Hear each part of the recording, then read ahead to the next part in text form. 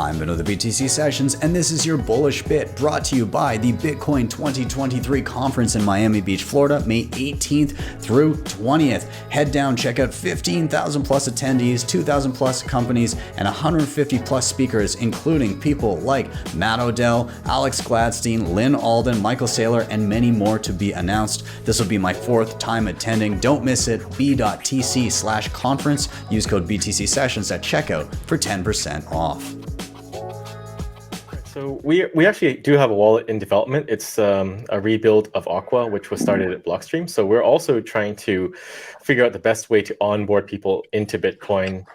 I guess it's a mix between developing and launching this Bitcoin wallet and also working on nation-state level adoption. It's kind of what we've been assigned with, and we're rolling with it. So we have a lot of people around the world making introductions to us, and a lot of people reaching out to us to get feedback and information about how Bitcoin laws could work, or potentially legislation around digital assets too.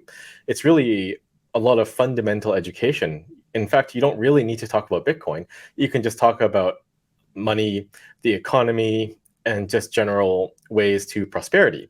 And those types of discussions eventually will lead you to the Bitcoin rabbit hole. But you don't need to hit them on the head and say, you guys should adopt Bitcoin. It's the best thing for you. Because you have to, it's basic sales, right? If you want to help somebody, you have to ask them what their problems are. Maybe it is connecting their diaspora and allowing them to do remittances with less friction and lower cost. Maybe it is generating economic activity. Maybe it's generating tourism. Maybe it's fighting hyperinflation.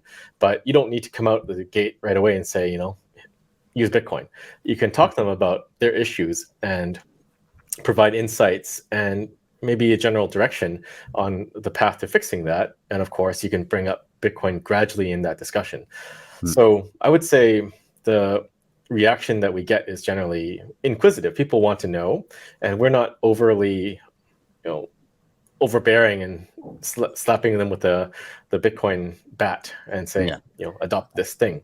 But it's generally a pretty bi-directional conversation about what's wrong with the world, what's wrong with your country, and if we could provide any help or assistance, then we're happy to do so.